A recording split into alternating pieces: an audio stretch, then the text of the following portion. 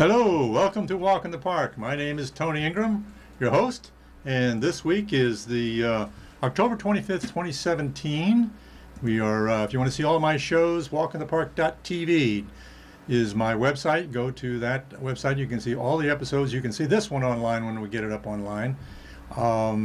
This is being cablecast from Pegasus Studios, Channel 13 in Ithaca, New York, public access TV, which you can become a producer if you're in the area, Ithaca, New York area. You can become a producer, come down, take a course, and participate in community television. This week, we're going to go out to Trumansburg, New York, to something called Smith Woods. Now, in the middle of this picture, you see a little polygon that says Smith Woods right next to Grove Cemetery. You can see it's Taughannock Falls State Park on the right, Cayuga Lake, of course, and then there is Trumansburg on the left. So this is a tiny little woods. Well, it's about 32 acres, actually. Not tiny for what it is, though. It is an old-growth forest. Zoom in here on Google Earth here. You can see where it's labeled Smith Woods. It's right across the road, right across Route 96, Trumansburg Road, Ithaca Road, from the Trumansburg Fairgrounds. And if you probably know that if you go to the Grassroots Festival. And here I'm going to read a description of Smith Woods. Just outside the village of Trumansburg in the Finger Lakes region of upstate New York is Henry A. Smith Woods, a 32-acre plot that is one of the largest remaining flat tracts of old-growth forest in the area. This small but spectacular place, with its enormous trees, dense forest canopy, and never-plowed ground, is a glimpse into the past. A walk through this small forested area may be the closest one can get in central New York to experiencing a landscape like the first Europeans encountered across most of the region in the 17th and 18th centuries. So that's pretty cool. That was a description from the History Center, which organized a History Center Tompkins County, which organized a guided walk in there following the publication of this book, which actually I have here with me. I'll show you this book I've got. Here we go, Smith Woods. And I'll read this description for you. Here's the cover. Join the History Center for a guided walk around the historic Smith Woods following upon a recent publication of Smith Woods, The Environmental History of an Old-Growth Forest in Central New York State, published by the Paleontological Research Institution. All right, so we're going to take a look now at this guided walk on July 15th in Smith Woods. So we'll go right to it.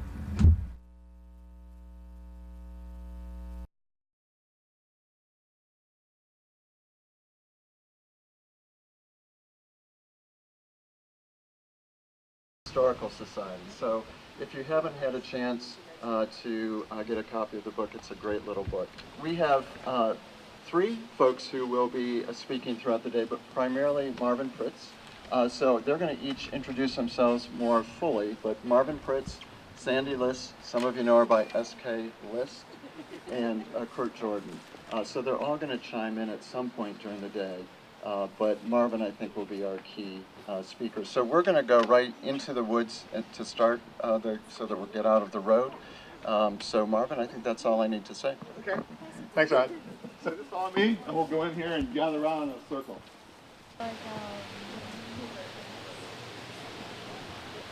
So it's really nice to see such a good turnout this morning. And this is a really special place, Smith Woods, and give you just a little bit of history of how, not really how it came to be, but how it managed to stay the way it is for so long. When we thought about writing the book, we first thought about the natural history of forests in central New York, old-growth forests in particular, but we realized that forests were impacted by the first peoples that were here, and they were also impacted by the Europeans, particularly whenever they came over. And so we decided to write an environmental history that basically starts 2 million years ago and describes this area over time and what the changes were that happened due to the glaciers and due to the first people and their impact, and then the Europeans and their impact up until today. And it's really, I think, really interesting reading because it blends in sort of history and anthropology and natural history and all that together. And you don't really find that any place else. And we've got it in that little book. It takes about 2 hours to read, and you'll be an expert on forests in central New York.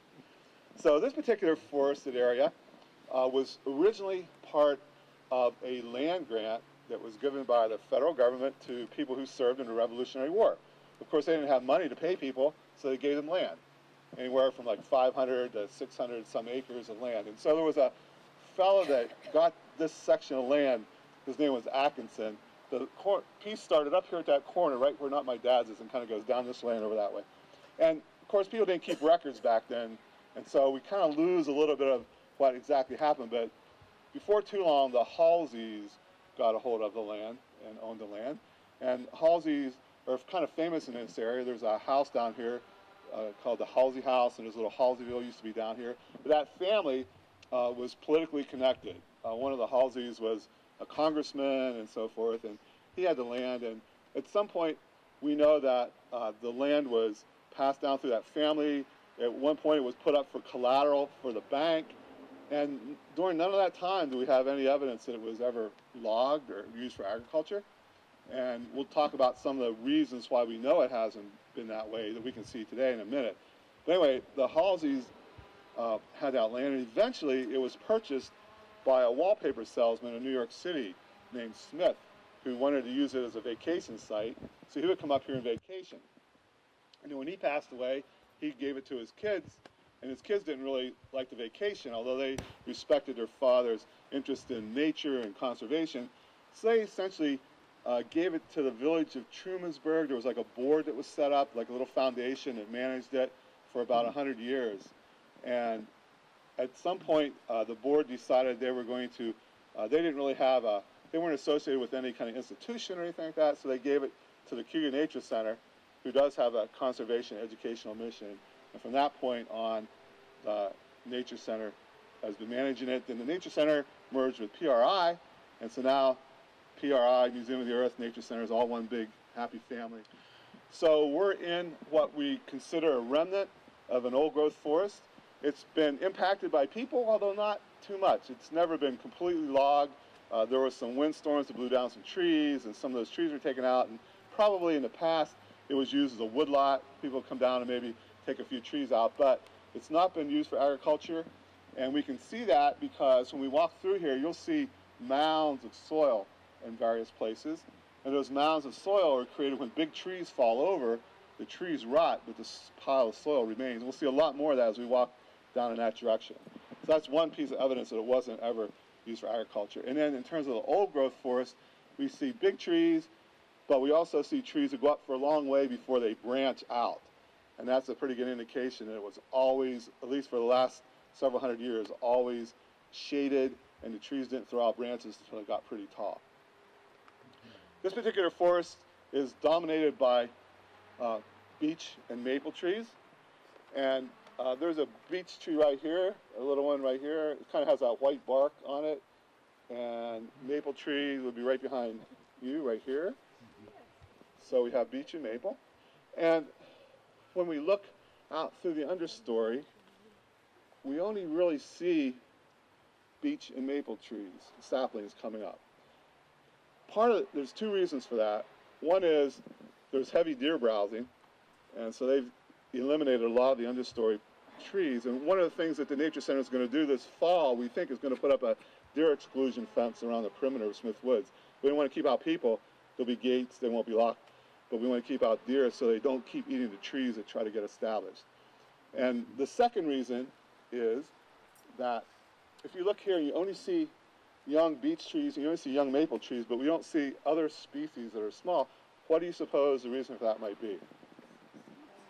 Pardon? Seeds. There's a white pine tree here. It sheds seeds, but we don't see white pine. There's Shade tolerant. shade tolerant, right. So the beech and maples are shade tolerant, so they can grow and establish in these shaded conditions, so they will eventually come to dominate the forest. Other trees require light to grow and germinate, so we only see those trees established where there's a light gap, and that could be created by a tree falling down or a little fire or lightning strike or something like that. So yellow poplar is a good example of a tree that can only germinate in the light, and you won't see it generally in the forest canopy. So these old growth forests are actually these mosaics of different species that have created whenever trees fall down, open up a gap. Light-loving species grow there, like black cherry and yellow poplar and birch, and then as things get shaded, you get the beeches and the maples, but it's dynamic. It's not just one solid plot of old trees of 2 or 3 species of dominant nature. It's a mixture. Old-growth forests are mixtures of species. I would say that I believe Nicole Pelosi's farm was 210 acres when he bought it, and he paid $5 for it. And that was, so it was about 1830. And I tried to look up what that meant in today's money, over $90,000, which doesn't, I don't even know if that's right. But, and he died in debt, and the land did go to the trust company for like 3 years, and then that's when Henry Smith bought it. And as Marvin said, he was a wallpaper manufacturer, and he had gotten wealthy from New York City, born in England, and he's actually buried in Grove Cemetery right across the street. And the children then did make it into a trust, which was passed over for $10, so the price had doubled by, about the beginning of the 20th century. And there was a 5-member board of trustees established. And maybe that's about as far as I'll go for right now. So I'm Kurt Jordan. I'm an archaeologist from Cornell, and I focus on indigenous sites in this particular region, particularly the more recent ones from the 1600s and 1700s, but I can muddle through the earlier sections. In terms of what we know about directly what was happening in Smith Woods over the thousands of years, 10, 12, 13,000 years of native occupation in this area, the answer is pretty much nothing. The reason is because there has never been an archaeological survey done in this particular patch of land, and I suspect if it was done, it would not turn up very much. The native people who lived in this area had their population densities were low enough so that they could really pick their spots. They could, just because an area was good farmland or had access to water or had a nice view, any of those features doesn't necessarily mean that native people would have lived there because they had their pick. And there really, even in the greater Trumansburg area, there really were not any large sites. So the closest big site is on Indian Fort Road, just outside Perry City, and that would have been a Cayuga settlement, probably occupied around 1530 to 1560, something like that. And that may have been on the order of 6 or 8 acres, with up to 2,000 people living in that patch. But that doesn't mean that people weren't using this land, and I think the archaeology that has been done in this area indicates that there's thousands and thousands of years of light use of the territory here. And I certainly imagine that this would have been a place where people would have camped. They might have had a trailside shelter, but they might have used this for hunting or gathering. And so as you were passing up and down between these larger settlements and the lake, that this would have been a transit route and used for other different sorts of things. So Levine's survey, they found the earliest, they found something that dates to the early Archaic period, which was probably about 11,000 years ago. There were a fair number of things from the late Archaic period, about 5,000 years ago, and then they had late woodland materials as well, which would have been right before Columbus. So maybe the 500 or even 1,000 years before Columbus. So I don't want you to sort of think about this in terms of virgin forest, because it wasn't. There were people going through, modifying things, hunting, changing the plant cover in certain ways, using resources for 10 or 12,000 years.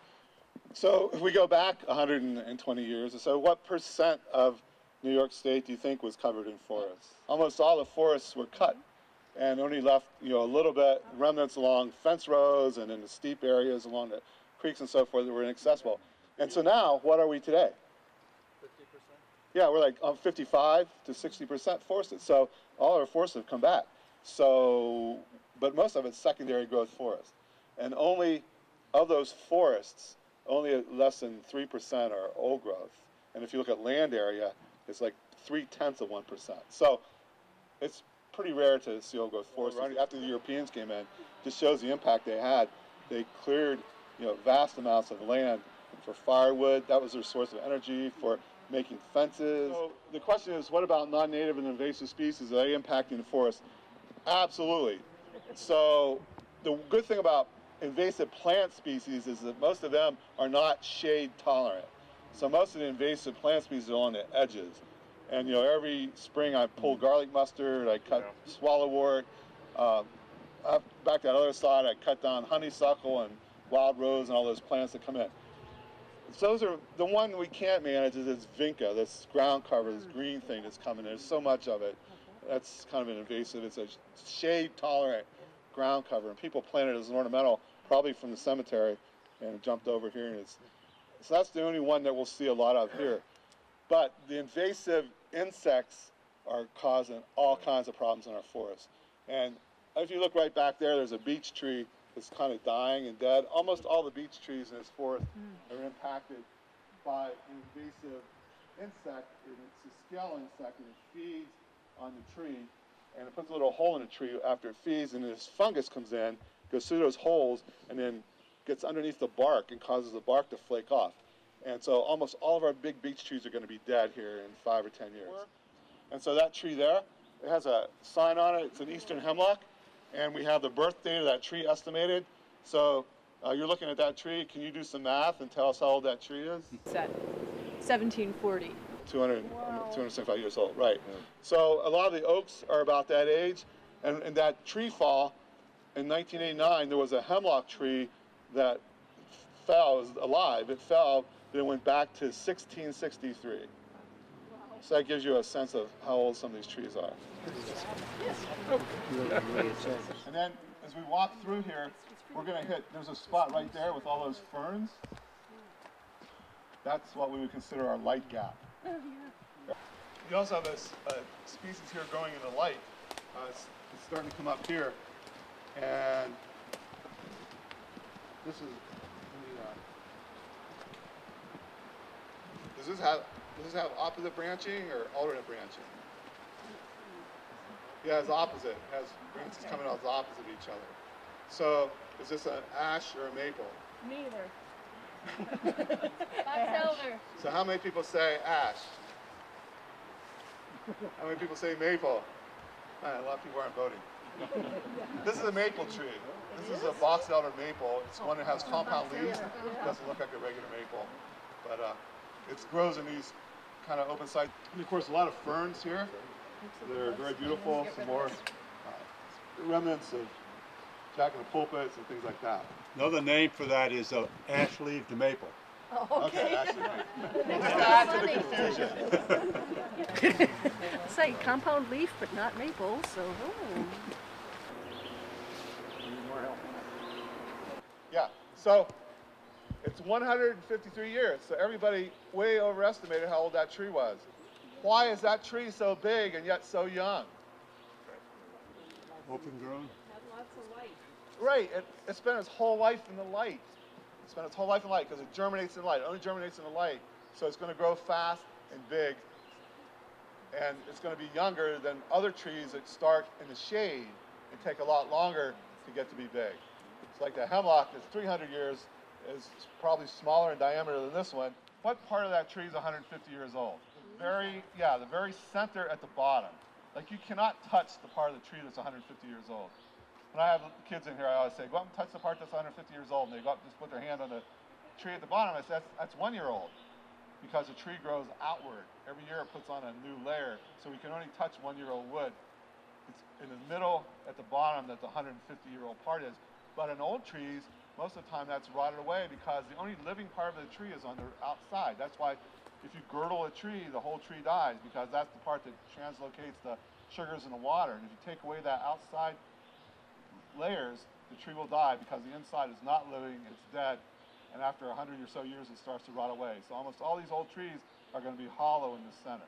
So a couple of weeks ago, this beech tree was upright, and it fell over about 3 weeks ago. And so I came and cuddled a place where we could walk through. But again, it's succumbed to the beech bark disease, and all the trees are going to be doing this now in the future. We'll probably still have beeches because all these little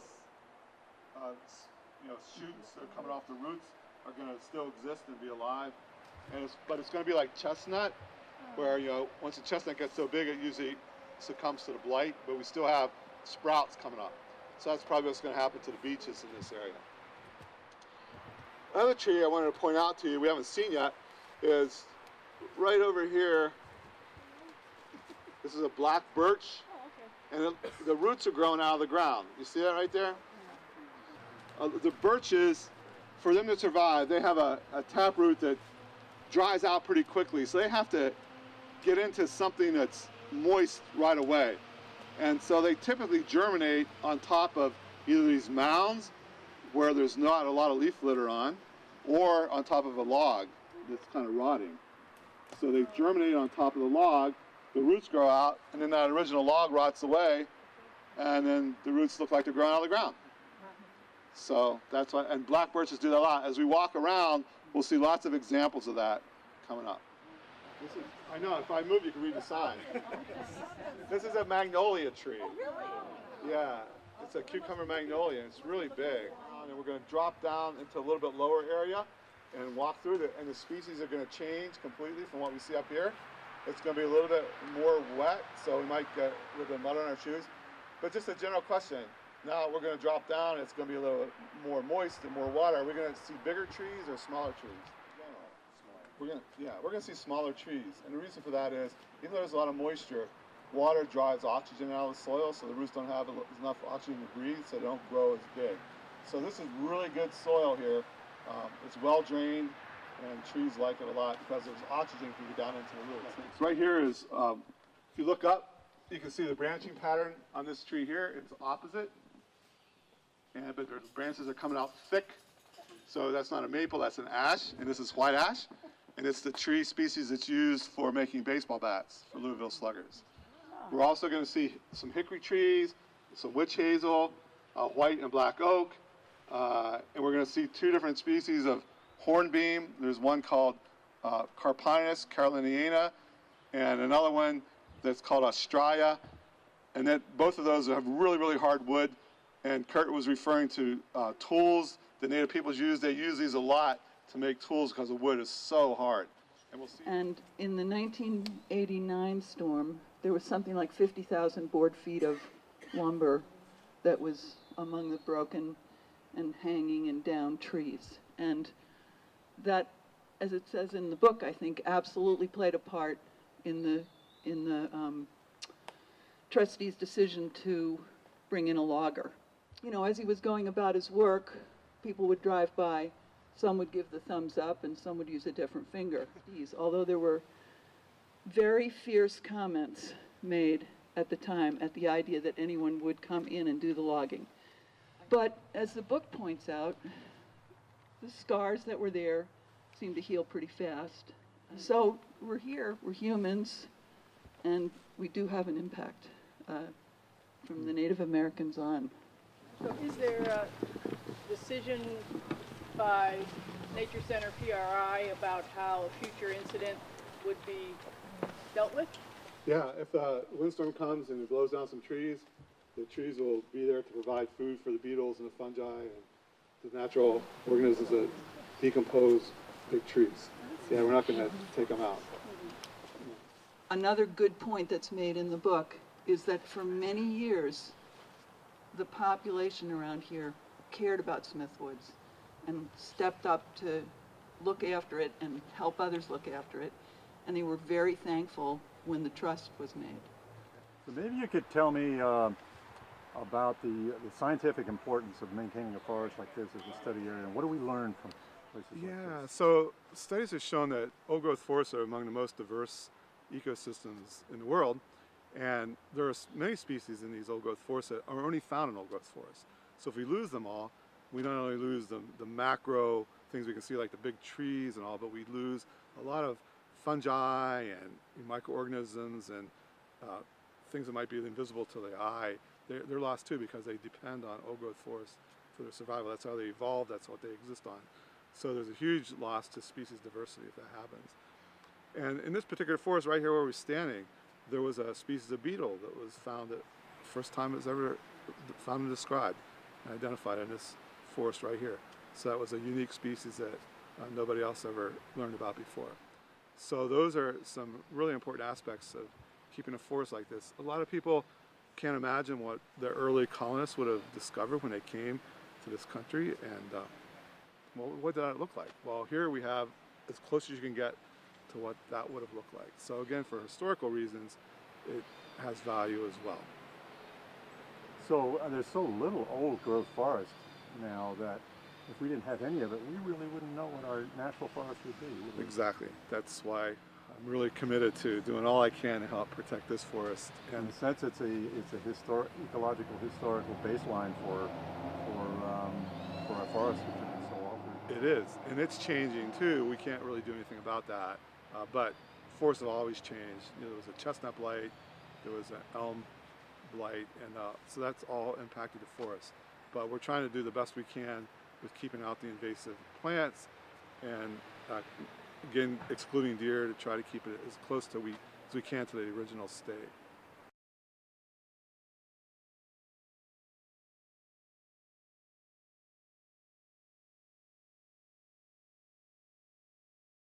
Okay, so that's our, I got a little bit of echo here, I gotta turn that down here, but that's our story about Smith Woods. You can learn much more, of course, by taking a look at the book, which I think you can get at the Museum of the Earth, probably at the History Center, and some other locations, probably in Trumansburg, maybe the Ulysses Historical Society, I imagine. The three people that spoke there were some of the authors. That was Marvin Pritz, who is the Professor, School of Integrative Plant Science, Cornell University. Kurt Jordan, who is an Associate Professor of Anthropology at Cornell. And the Village of Trumansburg historian S.K. Andy List. And there were other authors as well, including Warren Allman, who's the director of the Paleontological Research Institution, Peter Marks, who is a professor emeritus at Cornell in ecology. He's done a lot of research there, Blake Epstein, and David Bullis. So a lot of input on this amazing place. So if you want to learn more about our forests in central New York and the Finger Lakes, and this is a good place, along with the book and the resources, to learn. And also, there are walks given by Cayuga Nature Center and perhaps others throughout the year. So that's all that we have time for today. So thanks for joining me, and we'll come back again. We'll go for another walk in the park.